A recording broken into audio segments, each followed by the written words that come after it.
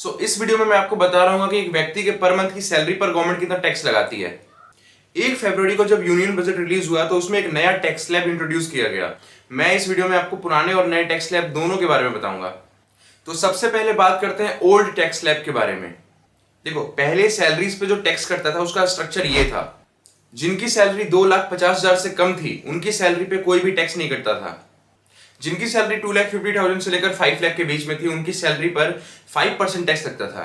और इस 5% टैक्स के अलावा 3% एक्स्ट्रा सेस भी लगता था।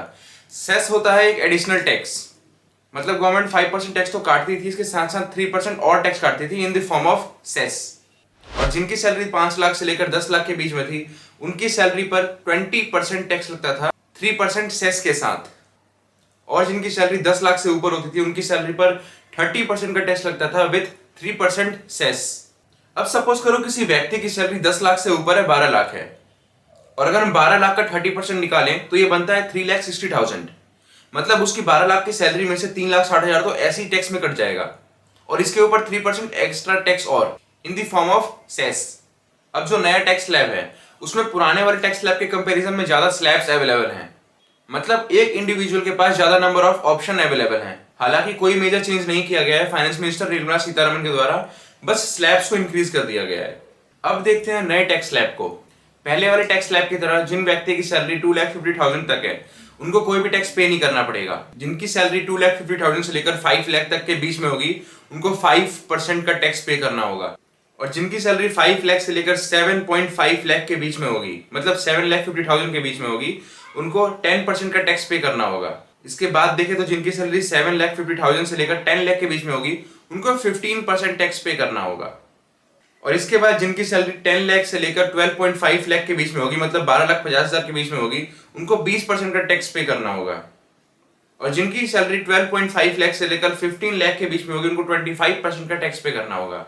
और इसके बाद जिनकी सैलरी 15 लाख से ऊपर होगी उनको 30% का टैक्स पे करना होगा। अगर हम दोनों टैक्स स्लैब को कंपेयर करके देखें तो ये आपको भी पता चल रहा होगा कि पुराने वाले टैक्स स्लैब में ऑप्शंस कम थे और नए वाले टैक्स स्लैब के स्लैब इंक्रीज करने की वजह से उनमें ऑप्शंस बढ़ गए। लेकिन मेन डिफरेंस तो यह है कि पुराने वाले टैक्स स्लैब में लोगों को एग्जेम्पशन और डिडक्शन मिलता था, मतलब टैक्स में छूट मिलती थी।